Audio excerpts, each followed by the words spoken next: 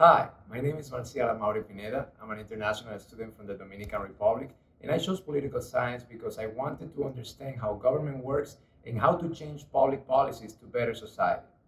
I look forward to working in education reform, perhaps for a non-governmental organization as a policy analyst. My WMU signature pathway is leadership. My relationship with leadership has evolved through the years. I think that I was born with an inclination to serve and encourage people. In school, I would volunteer to take on certain responsibilities like making sure the classroom was neat and tidy at the end of every day, serve as an assistant to some teachers, and help my friends to solve class and non-class related problems. Also, I was the president of my class several times and the president of the altar boys in my parish church. However, later in life, I considered leadership to be overrated. I thought that people should govern themselves, all of us should be intrinsically motivated, we should create our own vision for our lives, our communities, and society. And we shouldn't need an angry supervisor to tell us what to do. I think I have my fair share of bad examples of managers pretending to be leaders, which led me to feel that way. Yet, somehow I always found myself in situations where I felt I had to step in, be the first to take action, motivate others to complete projects, organize groups and activities, and most importantly, transform systems to better serve people. And this leads to my peak experience. In 2013, I joined the WMU Graduate Student Association and served on its Financial Allocation Committee.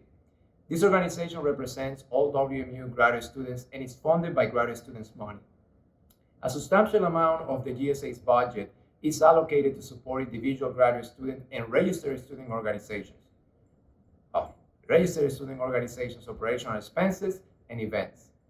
These organizations are formed by graduate students and undergraduate students in different departments with the objective of advancing the academic, social, and cultural interests of the students who share a common passion. During my years serving in the allocation committee, I noticed that there were several bureaucratic hurdles that limited students' access to the funds they needed to execute their activities. For example, the application was still running through a form that could be submitted with required information left empty, and applicants were not truly prepared to explain their project and justify their expenses, which resulted in delayed or denied applications. In 2014, I successfully ran for the association's vice president and CFO position with the intention of transforming the funding application process. Once elected, the first thing I did was to get the association's executive board excited about the possibility of enhancing the organization's finances. Then, although I had an idea of what to change, I used my research skills to learn about what students would like to see in the funding application process by organizing focus groups with different graduate students. Out of that study, two new grants for graduate students were created. The conference grant that provides up to $300 for graduate students who want to attend a professional conference in which they're not presenting, and the certification grant that provides up to $300 so that graduate students can obtain certifications that improve their resumes. Furthermore, we changed the application to a web form format that could not be submitted unless all the required information was provided, eliminated redundant questions from the form, created several video tutorials to explain all the important details of the application process, and required student organizations applying for event funding to prepare a PowerPoint presentation addressing the most relevant aspects of their funding request. Taken together, these changes transformed the association's financial culture. The previous format was intended to comply with all university regulations, but it was not student-centered. It did not take advantage of new technologies, and it did not allow for students' creativity and presentation skills. Under the new vision, we increased the number of awarded funds for events and grant applications from $11,000 to $35,000 per academic year. Students expressed their satisfaction with the new funding format, indicating that it was much clearer and smoother. I believe these successes spilled over into other areas of the association.